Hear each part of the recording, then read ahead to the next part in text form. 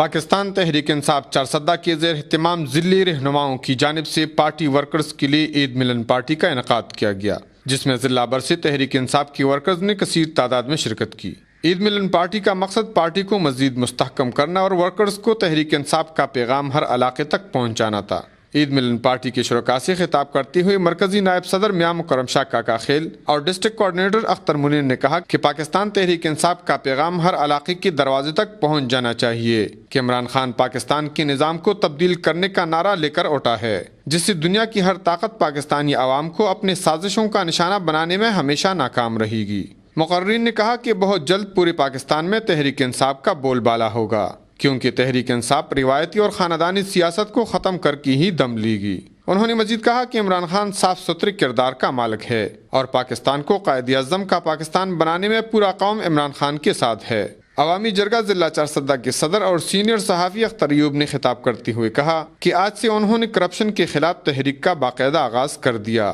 اور وہ ملک بھر میں تحریک انصاف کی طرح ہر پارٹی کے پلیٹ فارم سے کرپشن کے خلاف باقاعدہ آواز اٹھائیں گے۔ مقررین میں ضلعی رہنما وقار خان، گلنواز خان، رشید گل خان خیل، ملک حشمت اور دیگر نے بھی خطاب کیا۔ کفایت اللہ، اے نیوز، چارسدہ۔